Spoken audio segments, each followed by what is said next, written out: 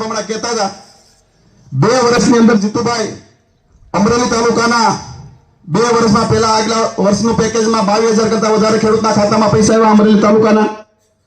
આ વર્ષે તમે જે ખેડૂતમાં માટે નિર્ણય કર્યો સરકારમાં 27,000 ખેડૂતના ખાતામાં ફોર્મ ભરે ને 15મા દિવસે પૈસા જમા થાય એનું નામ કૃષિ મંત્રી તરીકે જીતુભાઈ વાઘાણીને આપણે અભિનંદન આપવા પડે. કારણ કે એ પરિસ્થિતિને જોઈ છે. જ્યારે કમોસમી વરસાદ સમગ્ર રાજ્યમાં થતો હતો, પરિસ્થિતિ આલગ ડોલક થતી હતી, પણ ત્યારે શું કરે કોને ખબર નથી. અમુક લોકો લેભાગુ તત્વો સરકારને બદનામ કરવા માટે પણ નીકળી ગયા હતા. ખેડૂતોને ગેરમાર્ગે દોરવાની પણ પ્રવૃત્તિઓ ચાલુ થઈ ગઈ હતી. પણ આદરણીય મુખ્યમંત્રી ભૂપેન્દ્રભાઈ પટેલ સાહેબ, નાયબ મુખ્યમંત્રી આદરણીય હર્ષભાઈ સંઘવી સાહેબ અને કૃષિ મંત્રી તરીકે જીતુભાઈ વાઘાણી સાહેબે જે નિર્ણયો કર્યા, સાહેબ સર્વે થાય તો તમને મને બધાને ખબર પડે શું પરિસ્થિતિ થાય આપણી.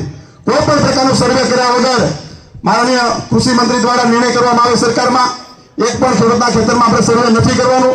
સમગ્ર રાજ્યના ખેડૂતો માટે સરકાર નિર્ણય કરે અને 10,000 કરોડનું પેકેજ આપવામાં આવે, એનું નામ છે જીતુભાઈ વાઘાણી. આ પણ આપણે સ્વીકારવું પડે. બધાના ખાતામાં પૈસા જમા થઈ ગયા, ઊંચો હાથ કરો થઈ ગયા હોય તો.